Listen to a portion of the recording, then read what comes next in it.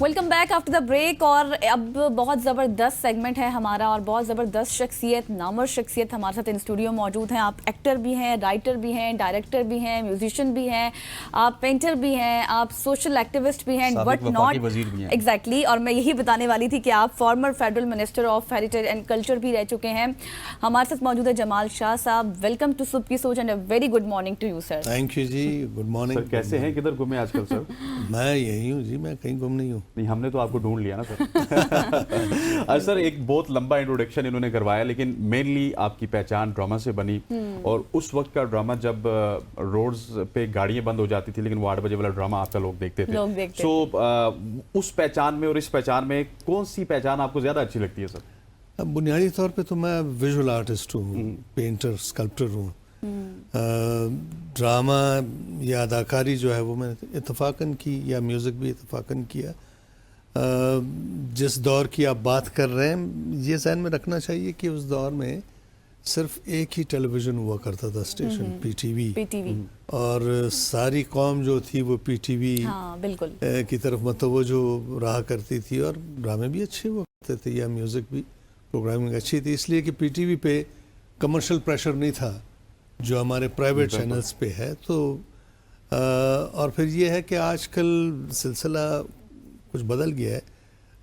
Channels بہت زیادہ ہیں، اور تمام چینلز پہ پولیٹیکل ٹاک شوز جو ہیں وہ زیادہ توجہ ان کو دی جاتی ہے چینلز کی طرف سے بھی، اور ویسے ہی ان کی تشہیر بہت زیادہ ہوتی ہے. ڈرامہ تو اب بھی بڑا اچھا پروڈیوس ہوتا ہے جی. اچھا جمال شاہ صاحب، اگر ہم تھوڑی سی لائف کے بارے میں آپ کی ڈسکس کریں. آپ نے سٹارٹ کیا بلوچستان سے، اور وہاں پر آپ نے ڈپارٹمنٹ فائن آرٹس کا سٹارٹ کیا، اور ایسے حالات میں جب وہاں پر حالات بہت خراب تھے، اسلام آباد، کراچی، لاہور، یہاں کی اپارچونیٹیز کو آپ نے کیوں نہیں اتنا دیکھا؟ وہیں پر کیوں؟ حالات اس وقت اتنے خراب نہیں تھے بلوچستان میں. اور بلوچستان چونکہ میں وہیں کا، میری پیدائش کوئٹہ کی ہے، پلا بڑا وہاں ہوں، تو اس زمین سے ایک خاص تعلق تھا، اور جی چاہتا تھا کہ یہاں بہت کچھ ہو. مٹی کی محبت میں لہٰذا جب پی ٹی وی کا اسٹیشن وہاں قائم ہوا تو بلوچستان کا جتنا بھی ٹیلنٹ تھا وہ سامنے آیا، اور میں بھی ان میں سے ایک تھا. اور بڑا اچھا کام ہوا، بڑے شوق سے، بڑی توجہ سے لوگوں نے کام کیا. اس زمانے میں پی ٹی وی کی جو مینجمنٹ تھی وہ بڑے کیپیبل ہاتھوں میں تھی. بہت سمجھدار لوگ، بڑے پڑھے لکھے لوگ، انتہائی کلچر لوگ، جن کی توجہ پروگرامنگ پہ زیادہ ہوتی تھی اور مارکیٹنگ پہ کم. مارکیٹنگ ان کی اتنی بڑی ضرورت بھی نہیں تھی، اس لیے کہ اسٹیٹ ٹی وی تھا. لیکن یہ ہے کہ توجہ ہر پروجیکٹ کو، ہر پروڈکشن کو، چاہے وہ ڈرامہ پروڈکشن ہوتی یا ڈاکیومنٹری یا میوزک یا جو بچوں کے پروگرام، اس زمانے میں بچوں کے پروگرامز ہوا کرتے تھے، توجہ بھرپور دی جاتی تھی. اور اس توجہ کی وجہ سے، سیریسنس کی وجہ سے پروگرامز اچھے ہو جایا کرتے تھے. آج کل یہ ہے کہ بڑی تیزی میں کام ہو رہا ہے.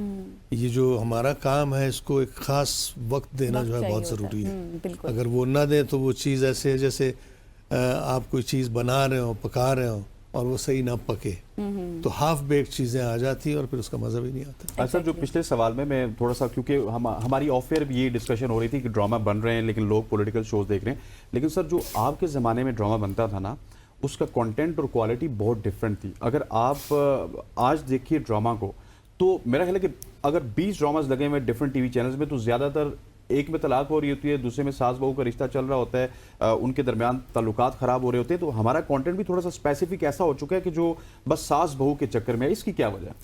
دیکھیں، پاکستان ٹیلی ویژن کا یہ خاصہ ہے کہ ان کی پروڈکشنز جو ہیں وہ زیادہ ریئلسٹک رہی ہے ایز اپوز ٹو فلمز.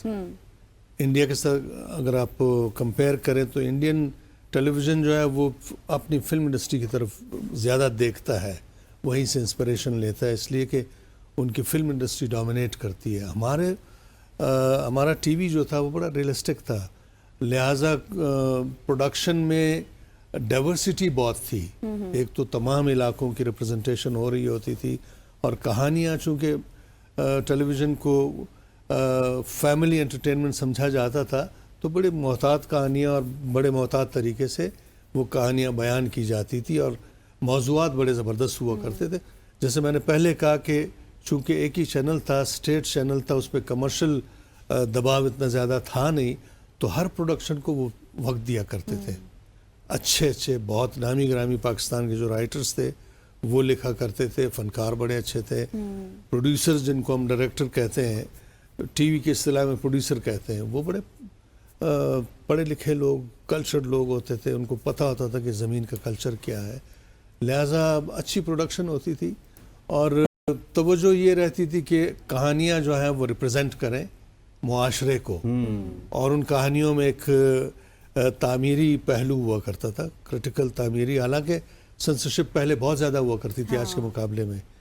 अब ये है कि चैनल्स बहुत ज़्यादा हो गए और हर चैनल ने अपना जो प्रोडक्शन का पेट है जो बहुत बड़ा है वो भरना होता है, तो बाज़ औक़ात तेज़ी में कुछ ऐसी चीज़ें बन जाती है जो या सोचे समझे बगैर अडॉप्ट कर ली जाती हैं कि जी, या फिर मार्केटर जो है मार्केटिंग को ज़्यादा तवज्जो दी जाती है और वो तय करते हैं कि आपकी प्रोडक्शन क्या है। अब मार्केटिंग हेड जो है या एग्जीक्यूटिव है, उसको लिटरेचर का नहीं पता, उसको ड्रामे का नहीं पता, उसको आर्ट का नहीं पता, उसको सिर्फ रेटिंग, लिहाजा वो सिर्फ रेटिंग को देखता है। और वो रेटिंग भी सिंप्लीफाई करके, जो बड़ी डूबियस होती है रेटिंग, कि जी कॉन्फ्लिक्ट है, फैमिली कॉन्फ्लिक्ट है, जोड़ तोड़ वगैरह वगैरह साजिशें, इसको आजकल ज़्यादा तवज्जो दी जाती है, फलानी चीज़ को ज़्यादा। जब वो डिक्टेट करने लग जाते हैं तो ड्रामे वुडन रियलिटी की तरफ चले जाते हैं, ओवर सिंप्लीफाई हो जाते हैं और कॉम्प्रोमाइज्ड कंटेंट आपके सामने है। अब ड्रामा इंडस्ट्री की बात हो रही है, हम यहीं से आगे स्टार्ट करेंगे, फिर फिल्म इंडस्ट्री पर भी बात करेंगे और फिर आपके आर्ट के हवाले से भी बात करेंगे, लेकिन यहाँ पर वक्त हुआ एक ब्रेक का। ब्रेक के बाद वापस आएंगे। जमाल शाह साहब हमारे साथ मौजूद हैं, स्टे विद अस।